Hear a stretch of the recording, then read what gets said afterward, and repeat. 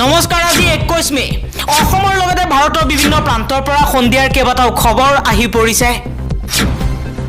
এই মুহূৰ্তত জনাই যোৱা ব্ৰেকিং নিউজ। হিমন্ত বিশ্ব শৰ্মা সৰব হৈ পৰিছে মুছলমান পুৰুষক লৈ। বৰ্তমান সময়ত অসমত মুছলমান পুৰুষে 4ৰ পৰা 5টাকৈ বিবাহ সম্পূৰ্ণ কৰে আৰু ইয়া অসমৰ কোনো ধৰণৰ কালচাৰ নহয় বুলি পশ্চিমবংগত নিৰ্বাচনী প্ৰচাৰত এই মন্তব্য কৰিছে অসমৰ মুখ্যমন্ত্ৰী হিমন্ত বিশ্ব শৰ্মাই। মুছলমান সমাজৰ পৰা এই কালচাৰ নোহোৱা কৰিব লাগিব। মুছলমান সমাজত এই অৱস্থা আজি কিয় হ'ল প্ৰশ্ন কৰিছে হিমন্ত বিশ্ব শৰ্মাই। পৰৱৰ্তী খবৰ, চিপাঝাৰৰ গৰুখুটিত পুনৰ চলিছে বুলডোজাৰ। জাননী দিয়াৰ পাছতো আঁতৰি নোযোৱা প্ৰশাসনে চলাইছে উচ্ছেদ অভিযান। প্ৰায় 400টা পৰিয়াল এতিয়া কৃষি প্ৰকল্পৰ ভূমি বেদখল কৰি আছিল গৰুখুটিত আৰু এই 400 পৰিয়ালক উচ্ছেদ কৰাৰ বাবে জিলা প্ৰশাসনে লগাইছে বুলডোজাৰ। আন এটা খবৰ, ভাৰতবৰ্ষৰ পৰা গণতন্ত্ৰক হত্যা কৰিব বিচাৰিছে। গণতন্ত্ৰ আৰু সংবিধানক হত্যা কৰি দেশত ৰাজতন্ত্ৰ চলাব বিচাৰিছে প্ৰধানমন্ত্ৰী মোদীয়ে। গণতন্ত্ৰ আৰু সংবিধানে আমাক যি মৰ্যাদা দিছে আৰু সন্মানেৰে জীয়াই থকাৰ যি অধিকাৰ দিছে, এই অধিকাৰ ধ্বংস কৰিবলৈ, শেষ কৰিবলৈ এতিয়া বিজেপিয়ে RSSৰ লগত মিলি মুছলমানৰ বিৰুদ্ধে আৰু ভাৰতবৰ্ষত যিমানবোৰ জাতি জনগোষ্ঠী আছে প্ৰত্যেকটো জনগোষ্ঠীৰ বিৰুদ্ধে সংবিধানে যি অধিকাৰ দিছে সেই অধিকাৰ শেষ কৰিবলৈ এতিয়া বদ্ধপৰিকৰ হৈ পৰিছে। আৰু এই সন্মান আৰু গণতন্ত্ৰ আৰু সংবিধান আমি জীয়াই ৰখাৰ বাবে কাম কৰিব লাগিব। তাৰ বাবে প্ৰত্যেকজন জনগোষ্ঠীৰ মানুহেই কংগ্ৰেছ দলক শক্তিশালী কৰিব লাগিব। আজি কংগ্ৰেছ দলৰ হৈ বিজেপিৰ বিৰুদ্ধে সৰব হৈ এই মন্তব্য কৰিছে কংগ্ৰেছৰ অধ্যক্ষ মল্লিকাৰ্জুন খাৰ্গে। পৰৱৰ্তী খবৰ, ইন্দিৰা গান্ধীৰ সময়তহে ভাৰতত সৰ্বাধিক মূল্যবৃদ্ধি আছিল। বৰ্তমান আমি মূল্যবৃদ্ধিৰ সৰ্বনিম্ন স্থানত আছোঁ। এক সাক্ষাৎকাৰত প্ৰধানমন্ত্ৰী নৰেন্দ্ৰ মোদীয়ে কংগ্ৰেছৰ ওপৰতেই মূল্যবৃদ্ধিৰ দুখ জাপি দি তেওঁ কৈছে যে ইন্দিৰা গান্ধীৰ সময়তকৈ বৰ্তমান সময়ত মূল্যবৃদ্ধি কমিছেহে। আন এটা খবৰ, দুৰ্গা পূজাক দুৰ্গোৎসৱ নহজাব। দুৰ্গা পূজা দুৰ্গোৎসৱ নহয়। হিমন্ত বিশ্ব শৰ্মাৰ মন্তব্যত এতিয়া তোলপাৰ পশ্চিমবংগ। পশ্চিমবংগত ষ্টাৰ কেম্পেইনাৰ হিচাপে প্ৰচাৰ কৰিবলৈ গৈ নিৰ্বাচনী সভাত দুৰ্গোৎসৱক লৈ এই মন্তব্য কৰাৰ পাছতেই বিজেপিৰ মাজতেই আৰম্ভ হৈছে এতিয়া বিতৰ্ক। অসমৰ মুখ্যমন্ত্ৰীয়ে বিপদত পেলাইছে নেকি বিজেপি? নিৰ্বাচনী প্ৰচাৰ চলাবলৈ গৈ দুৰ্গোৎসৱ সম্পৰ্কে হিমন্ত বিশ্ব শৰ্মাই কোৱা এই মন্তব্যৰ পাছতেই এতিয়া তোলপাৰ লাগি গৈছে সমগ্ৰ পশ্চিমবংগত। আন এটা খবৰ, বিজেপি পুনৰ ক্ষমতালৈ আহি আছে। কাৰণ ক'তো প্ৰধানমন্ত্ৰী মোদীৰ বিৰুদ্ধে কোনো ক্ষোভ নাই। ৰাজনৈতিক ৰণনীতিকাৰ প্ৰশান্ত কিশোৰৰ এই মন্তব্য।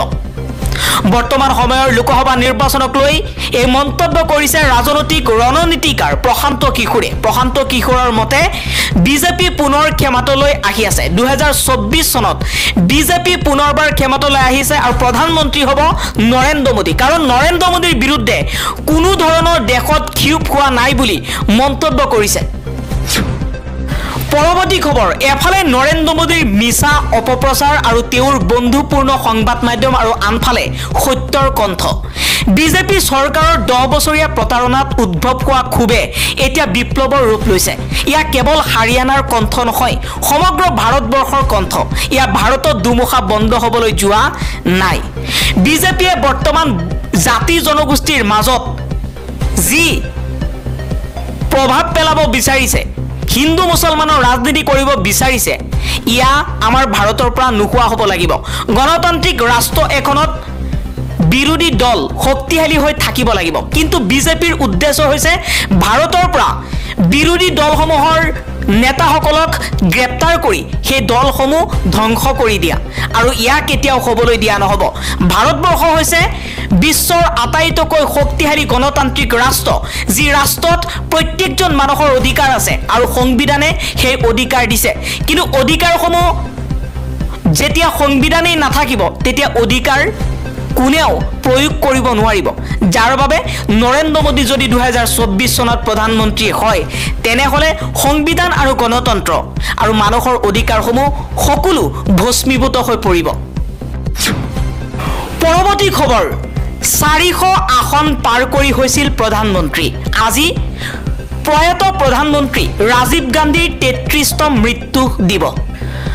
আজিৰ দিনটো ভাৰতৰ ইতিহাসৰ এক শোকাবহ দিন।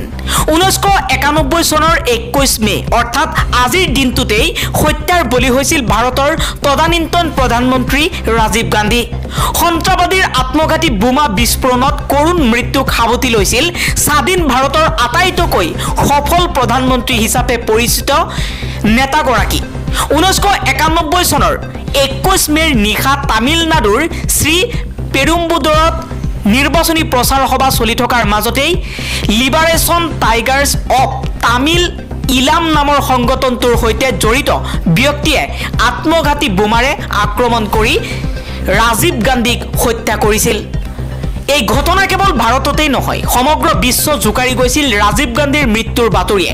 উল্লেখ্য যে মাতৃ ইন্দিৰা গান্ধীক নিৰাপত্তাৰক্ষীয়ে হত্যা কৰাৰ পিছত 1984 চনত ভাৰতৰ প্ৰধানমন্ত্ৰী হিচাপে নিৰ্বাচিত হৈছিল ৰাহুল গান্ধী।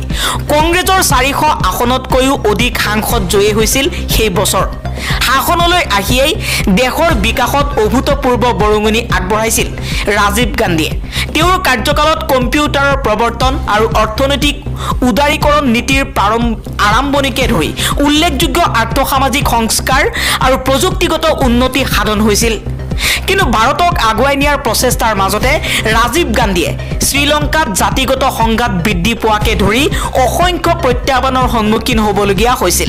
শ্ৰীলংকাত তামিল জাতীয়তাবাদী সংগঠন LTTE সৃষ্টি কৰা যুদ্ধকালীন পৰিস্থিতি ভাৰততো বিয়পি পৰাৰ সম্ভাৱনাৰ বাবেই শ্ৰীলংকাৰ গৃহযুদ্ধত হস্তক্ষেপ কৰিছিল ভাৰতে, যাৰ বাবে উগ্ৰ সংগঠনটোৱে প্ৰতিশোধ ল'বৰ বাবে ৰাজীৱ গান্ধীক হত্যাৰ পৰিকল্পনা ৰচনা কৰিছিল। তামিলনাডুত নিৰ্বাচনী প্ৰচাৰ চলি থকাৰ সময়তে শ্ৰী পেৰুম্বুদুৰৰ ৰেলীত প্ৰৱেশ দিছিল ধনু নামৰ এগৰাকী মহিলা আত্মঘাতী বোমাৰে। ৰাজীৱ গান্ধীয়ে ৰাইজক সম্ভাষণ জনাবলৈ ওচৰ চাপি অহাৰ লগে লগে ধনুৱে নিজৰ শৰীৰত বান্ধি থোৱা বোমা বিস্ফোৰণ ঘটাইছিল। এই বিস্ফোৰণত ৰাজীৱ গান্ধীৰ লগতে প্ৰাণ গৈছিল ৰাজীৱ কেইবাজনো কংগ্ৰেছ দলৰ সদস্য আৰু নিৰীহ দৰ্শকৰ। ইয়াৰ পিছত ব্যাপক তদন্ত আৰম্ভ হয় আৰু LTTEৰ নেতা আৰু কৰ্মীকে ধৰি এই ষড়যন্ত্ৰৰ সৈতে জড়িত অসংখ্য ব্যক্তিক গ্ৰেপ্তাৰ কৰি গোচৰ চলোৱা হয়। ৰাজীৱ গান্ধীৰ হত্যাকাণ্ডই ভাৰতীয় ৰাজনীতি আৰু সমাজত চিৰস্থায়ী প্ৰভাৱ পেলাইছিল।